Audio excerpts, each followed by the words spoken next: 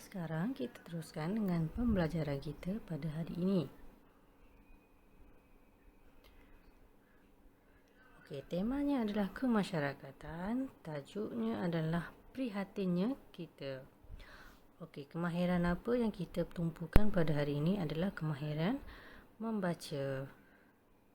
2.2.1 Membaca dan memahami bahan grafik daripada multimedia untuk membuat gambaran. Jadi, pada akhir pembelajaran, murid akan dapat membaca kuat petikan teks.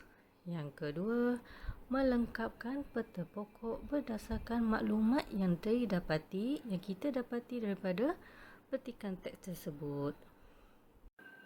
Ya, cuba kamu ingat apa aktiviti yang selalu mereka lakukan. Selalunya bila ada terlibatnya satu majlis atau perayaan, kamu boleh lihat mereka bekerjasama, saling tolong-menolong untuk menjayakan sesuatu perayaan ataupun sesuatu majlis, ataupun istilah yang biasa di tempat kamu adalah kita panggil rewang. Okey, jadi secara tak langsung apabila terlibat dengan aktiviti macam tu, hubungan antara masyarakat kampung kamu akan saling lebih erat. Okey, sekarang kita teruskan kepada aktiviti pertama kita, iaitu membaca petikan teks dengan intonasi yang sesuai. Okey, kamu boleh buka buku teks kamu bahasa Melayu pada muka surat 8 dan muka surat 9. Okey, perhatikan pada petikan teks yang pertama, iaitu mengenai rumah terbuka. Kita baca dulu petikan ini bersama-sama ya. Amalan rumah terbuka merupakan satu cara masyarakat di negara kita ini bergaul antara satu sama lain. Dengan menghadiri rumah terbuka, masyarakat yang berbilang bangsa di negara ini dapat berkenal-kenalan dan beramah mesra. Amalan kunjung-mengunjung ini juga dapat mengeratkan silaturahim. Okey, baiklah. Daripada petikan ini dia menceritakan tentang rumah terbuka. Rumah terbuka biasanya adalah amalan dalam majlis perayaan Hari Raya Puasa, Hari Raya Aidiladha, Hari Raya Cina ataupun Deepawali. Biasanya akan ada amalan kunjung-mengunjung rumah terbuka. Secara tak langsung, hubungan mereka akan bertambah mesra apabila saling kunjung-mengunjung dan dapat mengeratkan silaturahim antara mereka. Okey, petikan yang kedua. Ini contoh gambar biasanya amalan kunjung-mengunjung waktu Hari Raya. Raya Puasa, Raya Tahun Baru Cina ataupun Pesta Raya Deepawali. Okey, petikan yang kedua, usung rumah. Amalan mengusung rumah dilakukan untuk memindahkan rumah ke lokasi baru. Amalan ini menjadi satu budaya masyarakat tradisional di negara ini. Amalan mengusung rumah menunjukkan masyarakat yang sangat prihatin sesama jiran tetangga. Mereka mencari buluh di hutan bersama-sama, kemudian mengikat bulu-bulu di bahagian bawah rumah. Selepas itu, rumah tersebut diusung ke lokasi tapak rumah yang baru. Setelah selesai, para pengusung rumah akan dijamu dengan makanan dan minuman. Keadaan ini menunjukkan tuan rumah prihatin dan menghargai pertolongan yang diberikan oleh masyarakat.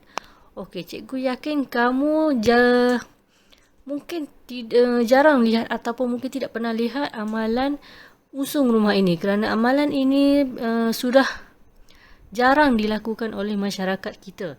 Amalan usung rumah ni biasanya untuk memindahkan rumah yang dari tapak yang lama ke tapak lokasi yang baru.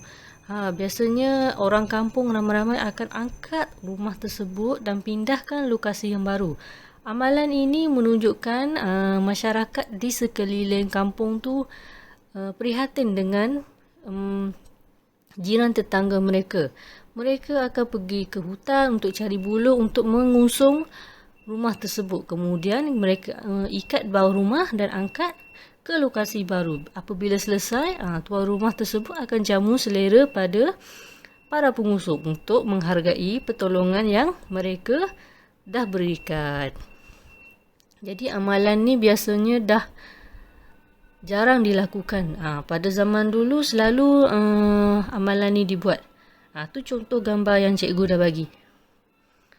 Mereka angkat rumah ni ramai-ramai untuk pindahkan rumah yang dari tapak lama ke tapak lokasi yang baru. Okey. Yang ketiga, gunting rambut percuma.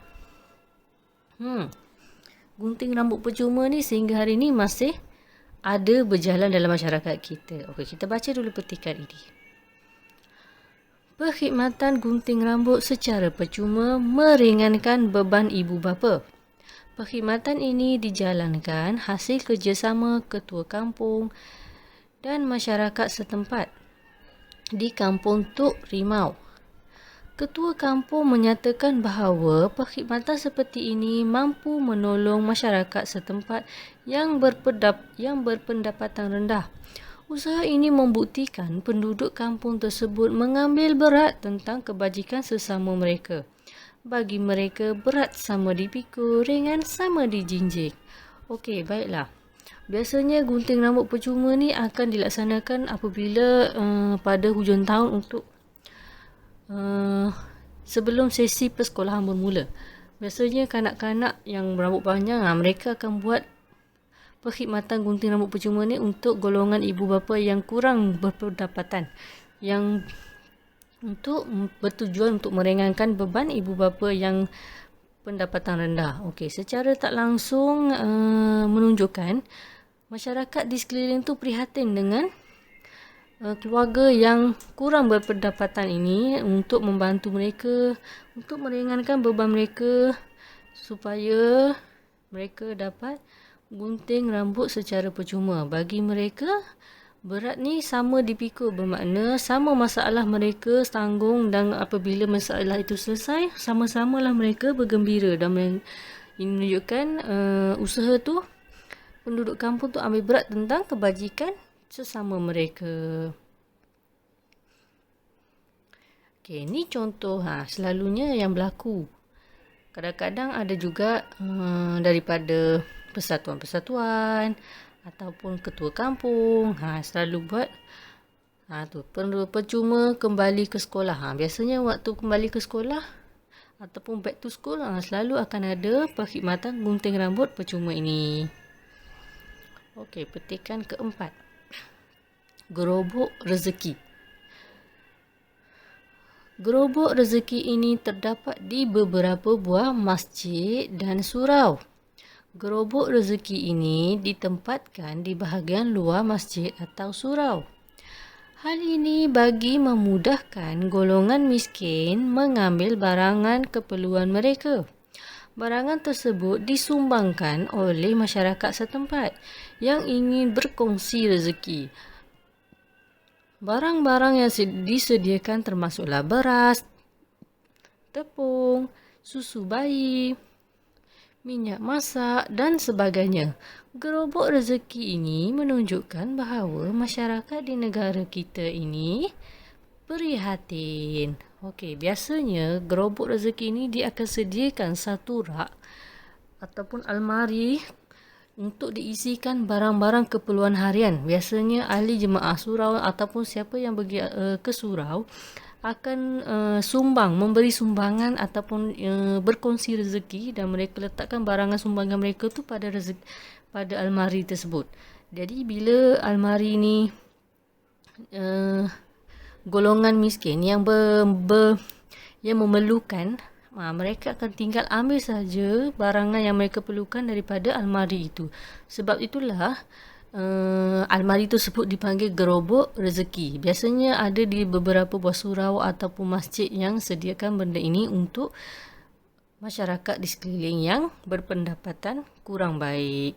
Jadi ini menunjukkan bahawa masyarakat di sekeliling tu sangat prihatin pada keadaan masyarakat di sekitar situ. Maknanya sesiapa yang kurang berpendapatan rendah nak beli barang keperluan pun tidak mampu. Jadi ini adalah inisiatif ataupun cara mereka untuk menyediakannya. Jadi ini menunjukkan mereka sangat prihatin dan untuk menyediakan gerobok rezeki ini. Ini adalah contoh ada di beberapa buah surau yang selalu menyediakan ni. Ada gula, ada susu, tepung yang disumbangkan oleh masyarakat sekitar tersebut. Okey, baiklah. Kita teruskan kepada aktiviti yang kedua. Aktiviti yang kedua adalah melengkapkan peta pokok mengenai faedah amalan prihatin. Daripada petikan kita baca tadi, ada faedah yang terdapat dalam 4 aktiviti yang dilakukan oleh masyarakat sekeliling. Yang pertama, rumah terbuka. Yang kedua, usung rumah. Yang ketiga, gunting rambut percuma dan gerobok rezeki. Daripada 4 amalan ini, ada faedah-faedah yang diceritakan dalam petikan tadi. Kita pergi satu persatu. Okey, amalan rumah terbuka. Apa faedah yang kita dapat? Yang pertama, bergaul antara satu sama lain. Bila rumah terbuka ni ada ataupun jiran-jiran terjemput, secara tak langsung kita datang ke rumah, kita bergaul sesama kita, jadi hubungan mesra dan rapat. Dan yang kedua, mengeratkan hubungan silaturahim. Jadi kamu catatkan semula benda tu dalam peta pokok yang cikgu dah tunjukkan sebentar tadi.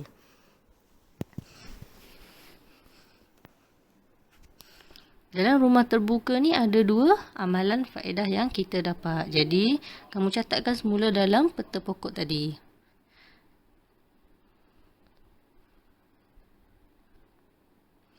Okey, amalan yang kedua, usung rumah. Okey, yang pertama, masyarakat yang sangat prihatin. Itu faedah yang pertama. Yang kedua, menghargai pertolongan yang diberikan oleh masyarakat. Okey, jadi dalam peta pokok yang bahagian usung rumah, kamu catatkan semula yang pertama, masyarakat yang sangat prihatin, dan yang kedua, menghargai pertolongan yang diberikan oleh masyarakat. Okey, yang ketiga, gunting rambut percuma. Apa faedahnya pula? Okey, yang pertama, mampu membantu masyarakat setempat yang berpendapatan rendah. Yang kedua, penduduk kampung tersebut mengambil berat tentang kebajikan sesama mereka. Okey, jadi dah ada 2 kamu catatkan pada peta pokok yang disediakan. Okey, yang ketiga, gerobok rezeki. Yang pertama, faedahnya golongan miskin boleh mengambil barangan keperluan mereka. Yang kedua, masyarakat di negara ini prihatin. Faedahnya ada 2 faedahnya. Yang pertama, memudahkan golongan miskin mengambil barangan keperluan mereka. Sebab seperti yang kita tahu, masjid dan surau ni adalah tempat yang selalu dikunjungi oleh orang ramai. Jadi sebab itulah mereka menyediakan gerobok rezeki ni di masjid dan surau. Dan yang kedua, masyarakat negara ini prihatin. Okey, baiklah. Jadi, tugasan kamu untuk kali ini adalah yang pertama, lengkapkan peta pokok tersebut dalam model yang cikgu dah bagikan pada tempoh hari. Okey, tempoh masa cikgu bagi adalah pada 17 Februari 2021 sehingga 20 Februari 2022. 21. Okey, kalau ada pertanyaan dengan cikgu, kamu boleh tanya dengan cikgu bila-bila waktu secara peribadi. Okey, baiklah, jangan lupa ya subscribe dan like video cikgu di channel Cikgu Shu. Okey, kita jumpa di lain hari. Okey.